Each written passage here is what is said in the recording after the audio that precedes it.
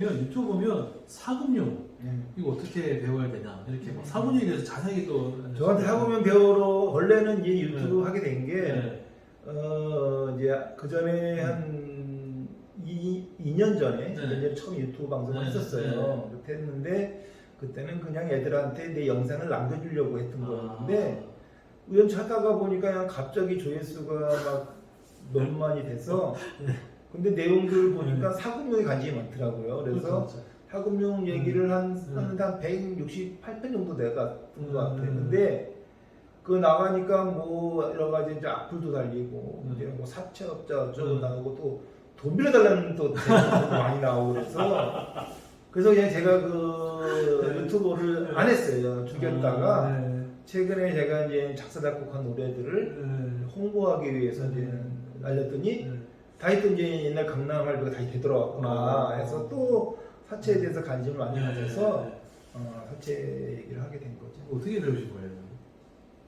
그거는 이제 우리 홍 대표님이 40이시라 그랬잖아요.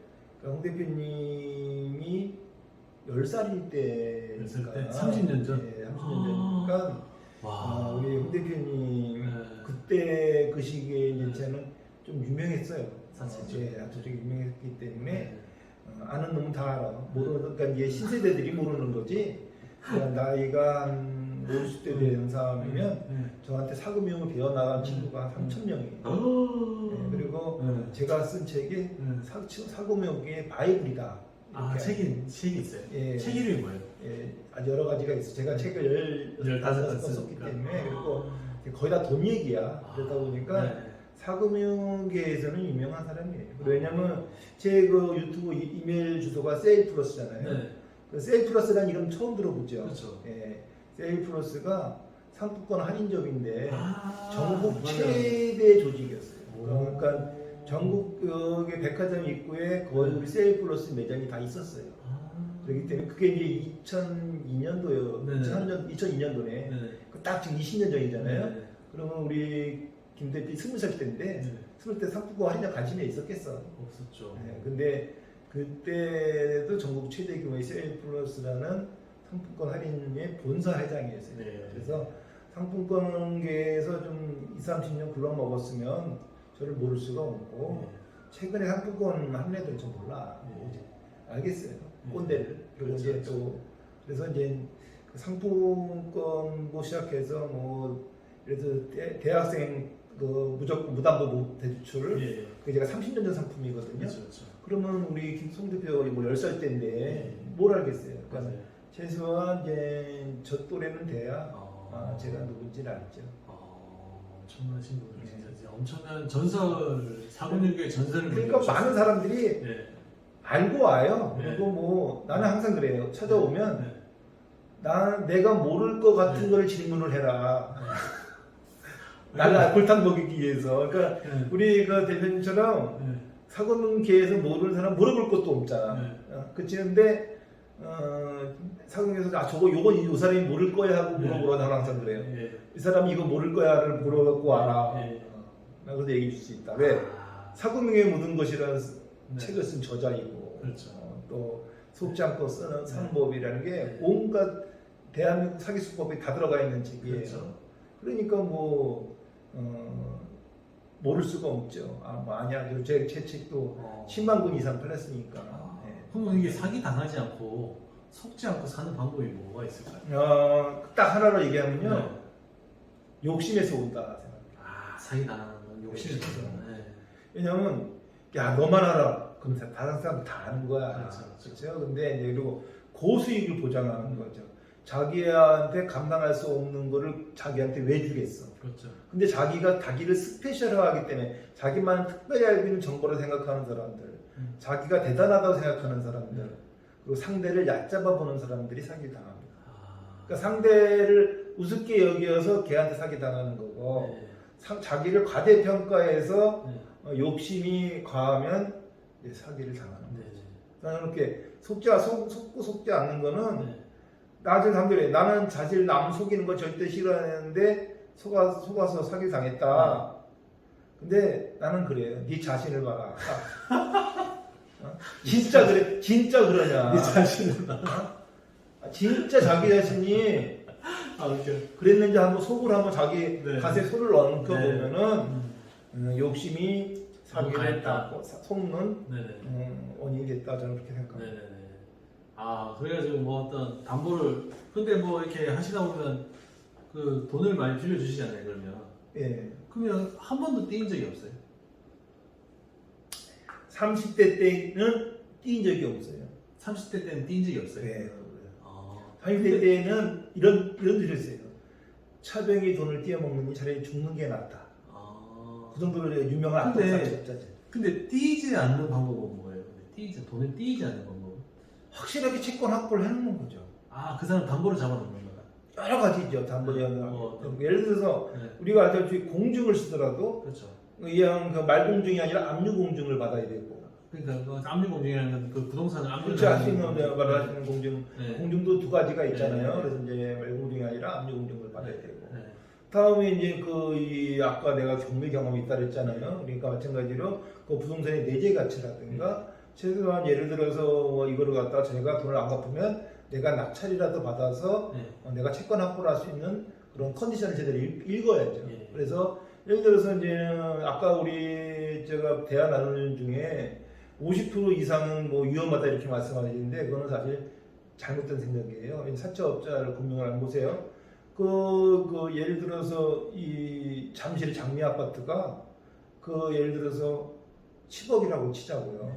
그러면 뭐 예를 들어서 은행에서는 5억밖에 안 꺼줄 거 그렇죠, 아닙니까? 그러면 5억 이상은 꿀 수가 없어요. 그렇죠. 그렇죠. 근데 장미 아파트가 2천만 원만 사도 나가요, 그냥 바로. 그렇죠. 그렇죠. 아파트는 그렇죠. 1천만 원에서 나가잖아요. 아니 상가들도 만약에 권리분석에 의해서 그게 뭐 대치동에 있는 상가다. 그럼 얘기가 달라지죠. 그래서 괜찮죠. 그래서 이게 꼭 50%가 아니라도 왜냐면 그 채권 해수에 대해서 내가 맞아요. 한 70%에 내가 꺼줘도 내가 저거 만약에 제가 안 갚으면 내가 2순위이지만 1순위자가 자기 채권 핵수되면은 그 경매 취소를 할 수가 없잖아요. 자기 거 다 받아가는데. 근데 2순위자인 내가 더 떨어지기 전에 내가 그게 사는 게 살 수가 있거든. 우리가 경매에서도 그러잖아요. 왜냐면 내가 MP를 샀는데 저게 더 떨어지는 것보다 내가 그냥 사버리는 게 낫다. 그럼 사잖아요. 그것만 내가 뭐 굳이 설명 안 해도 아마 잘 알죠. 그러니까 사금융이라는 것이 어느 국가, 이게 원래 MPA든 대부업이든 중개업이든 이 사금융을 크게 나눠서 몽땅 그 사금융이라는 실질적으로는 돈 장사입니다. 그래서 MPL도 돈 장사예요. 그러니까 그걸 이제 우리가 이제 대부 중개업, 또 하나가 이제 대부 할인업. 할인업이 유가증권 할인업입니다. 상품권 할인이라든가 어마리 채권 할인이나 상품권 할인. 또 이제는 우리가 대부 이거 해갖고 월변, 일수, 자동차 담보대출 이런 그 부동산 담보대출 이런 게 이제 대부업이잖아요. 그리고 이제 중개업이 이제 P2P 제출이라든가 뭐 잔고증명 편jan대회 같은 거 자본이 있는 사람과 자본을 필요한 사람을 연결해주고 커미션을 먹는 게 대부 중개업이잖아요. 그러니까 그게 다 몽땅 것을 다 이제 대부업이다, 사금융업이다 그러는데 그 사금융업에는 그렇게 종류가 많기 때문에 뭐 어느 걸 딱 잡아보니까 돈 되는 걸 다 그러니까 그런 걸 다 살려보면은 채권을 어떻게 해소해야 될지를 알 수가 있죠. 그러니까 하나만 알면 채권 해소율이 부족하죠. 무조건 차용증 같은 건 종이 쪼가리잖아요. 최소한 공증까지는 받아놔야 되는 거고 또 저 사람이 돈이 많다고 해서 하는 게 아니라 저 사람한테 뭐 질권을 갖다 받아내는 방법. 또 저 사람이 앞으로 어떤 금융적 수익이 생길 거라는 거에 대한 하늘에 뚝 떨어진 사람이 아니니까 그런 여러 가지 등등을 다 분석을 해서 또 세금융업을 똑바로 배우면 사실은 뭐 우리 홍 대표가 이제는 이거 해설하잖아요. 내가 이거 방송하면서 이 경매하는 애들 좀 많이 먹어. 왜 많이 먹냐면 아니 경매가 사금보다 돈을 더 잘 번다는 거야. 사실 아니야. 그러니까 몰라서 그러는 거야. 왜냐면 봐요. 부동산이 장사잖아. 경매는 부동산이잖아. 사금융은 그냥 움직이는 거야. 네? 그렇기 때문에 금융을 경매만 하면은 이거는 좀 음식을 편식을 하는 거예요. 사금융을 알고 경매를 해야 되고 사금융을 알고 NPL도 해야 되고 사금융을 알고 장사도 해야 돼. 그래서 저는 항상 얘기해요. 떡볶이 장사도 금융을 알아야 된다. 그렇죠. 예. 근데 금융은 제껴놓고 이걸 아는 거는 로미오는 읽고 줄리엣은 안 읽었다. 네. 이렇게 저는 생각합니다. 그럼 방금 이제 얘기한 이 사금융을 하려면 채권 출신의 노하우, 담보를 확실하게 잡아야 된다. 아니죠. 네. 채권 출신이 노하우는 뭐냐면요. 제가 첫째 얘기죠. 불가군 불가군. 너무 가깝지도 않고 너무 멀지도 않게 해서 두 번째 앉아서 꺼주고 서서도 못 받는다. 그렇죠. 서서 꺼주고 앉아서 받자. 아, 현장 그러니까 NPL의 입장을 하잖아요. 그렇죠. 마찬가지로 이제 사금융도 그 회사를 찾아가 보고 네. 또 이제 그렇게 이제 그 사람이 어떤 제 환경 등을 한 가지 보고서 그러니까 서서 꺼주고 앉아서 받자. 제대로 조사해 놓으면은 앉아서 돈을 받는 거고 그렇죠. 돈 좀 있다 거들먹거리면 서서도 못 받아요. 그래서 이제 앉아서 거기 서서 받자는 거고 그다음에 이제 또 이 돈을 받는 방법 중에 이제 세 가지가 있어요. 네. 하나는 읍소형. 야, 네가 돈을 안 주면 우리 애 학교를 못 간다. 그런 읍소형이 있죠. 근데 그거 안 통합니다. 안 통하죠. 두 번째로 공갈형이 있어요. 너 이 새끼 돈 안 주면 눈을 빼버린다. 그거 깜빵갈 짓이에요. 그렇죠. 깜빵갈 짓이에요. 그럼 어떻게? 그러면 이제 세 번째가 뭐예요? 구세주형이 있죠. 야, 그럼 너 돈 내가 어떻게 하면 너가 내 돈을 갚겠냐. 근데 우리가 보면 돈을 띄거나 그러면요 대부분 욕해요. 야, 이 개새끼 왜 내 돈 안 줘 그러냐. 그렇죠. 참 어리석은 사람이에요. 맞아요. 두 번째 경찰에 고소를 해요. 네. 그 왜냐면 고소하면 경찰관이 돈안 받아주면. 돈 받아주는 기관이 아니잖아. 그 사람은 죄가 있냐 없냐를 따지는 기관이야. 근데 경찰서만 고소만 하면 돈 받는 줄 알아. 그건 그냥 그런데 나 깜빵 집으려고 고소한 사람인데 그 이제 감정이 안 생기겠어요. 돈 안 줬다고 깜빵 집어넣겠다 그런 거 아니야. 돈을 꺼줄 때는 좋았어야 했으니까 꺼준 거 아니야? 그렇죠. 나쁜 사이에 꺼줄 일은 없잖아. 맞아요. 좋은 사이에 돈을 꺼줬는데 돈 안 갚다고 이제 왼수가 된 거야. 그렇죠. 그럼 갖고 만약에 제가 무죄가 나와. 네. 그러면 더 안 주겠지. 아, 그리고 유죄가 나와도 깜빵 가면 더더욱 안 주겠지. 깜빵 갔다 돈 주겠어? 안 주죠. 그러니까 그건 뭐야 그러면? 그거 난 돈만 뜯긴 거야. 그렇죠. 그러니까 뭐냐 돈을 받는 게 목적인 거지. 어떻게 받아야 돼? 그러니까 이제 그 채무자의 관계성을 네. 요유화와 아주 네. 단밀하게 지내야 돼요. 욕하기 전에 네. 요새 좀 몸은 어떠시냐든가 사업은 잘 되느냐 이렇게 해서 계속 채권을 유지시켜야지.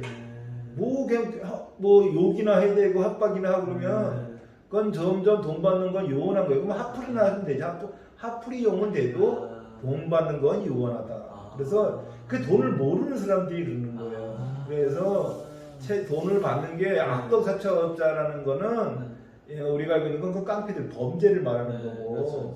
채권 출신의 노하우는요 인간관계의 형성입니다. 굉장히 어려운 거네요. 그래야 채권 해소가 예를 들어서 말 한마디 천년빛 갚잖아요. 근데 마음에도 없는 말로 해서 하는 거는 느껴지죠. 근데 저 사람이 진짜 나를 위하는 것 같아. 근데 우리가 예를 들어 보세요. 그렇죠. 우리가 우리 홍 대표가 A라는 사람에게 돈을 빌리고 B라는 사람한테 돈을 빌려서 둘 다 돈을 못 줘. 근데 A는 나를 이해해주고 나를 알아주고 나 그렇죠. 어떻게 지내. 근데 B는 나를 막 경찰에 고소하고 막 이런 사람이야. 나중에 우리 홍 대표가 돈을 성공해서 돈을 번다면 어느 사람한테 돈을 받겠어요? 그러니까 뭔가 좀 자기한테 마음을 그렇죠. 쓰는 사람한테. 그게 인지상정이라는 거거든요. 마찬가지로 이 사람 어차피 인생은 죽게 돼 있습니다. 영원히 사는 인생은 없잖아요. 네. 아무리 돈이 많은 정조 회장도 죽었고 네. 이건희 회장도 죽었잖아요. 네. 그 돈은 어차피 이 세상에 놓고 가는 거예요.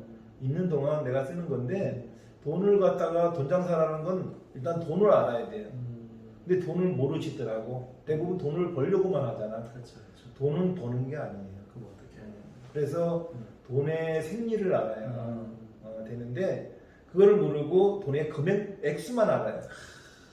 그래서 큰 돈은 중요하고 작은 돈은 우습게 여기잖아. 그거부터가 이 잘못된 거죠. 그래서 큰 돈이나 작은 돈이나 돈은 똑같은 돈이잖아요. 네네네. 바늘도둑은 도둑이가 아니고 소도둑만 도둑인가요? 아니죠. 다 도둑놈이에요. 그래서 일본 속담에 민나 도로모데스 모두 다 도둑놈이다. 어떤 지금 경매를 하든 사구명을 하든 장사를 하든 다 이문을 남기자고 하는 것이지 자원봉사하자고 하는 그렇죠. 것이 아니기 때문에 직업의 기천은 없지만 그 모든 행위가 돈을 벌자고 하는 건데 사구명은 그 돈이 상품이에요. 그렇죠. 그러니까 개념이 달라요. 다른 것들은 모두 다 돈을 벌자고 하는 거지만 네. 사금융은 돈이 상품이에요. 네. 그러다 보니까 돈 장사라고. 아, 그러니까 돈 장사까지 돈을 아주 쉽게 표현하면요. 돈을 사가로 보시면 돼요. 사가 장사꾼이다. 사가 장사는 뭐예요? 박리담회, 매점 매석. 네. 이게 다 장사의 기본이잖아요. 네. 돈도 똑같은죠. 네. 급한데 돈을 줘서 이익을 많이 내보게 하는 게 매점 매석이고. 네. 다음에 박리담회, 이 돈이 좀 많으면 이문을 적더라도 널리 퍼지게 하는 게 은행권 대출 아닙니까? 네. 그리고 지금은 은행에서 돈 장사하는 거가 이제 개인들이 해야 될 시대가 온 네. 거예요. 지금 유튜브 같은 경우에도 그렇잖아요. 그렇죠, 그렇죠. 돈 장사가 옛날에는 은행에서만 하던 거를 이제는 개인도 할 수 있는 금융을 배우는 게 사금융이다. 아, 그렇죠.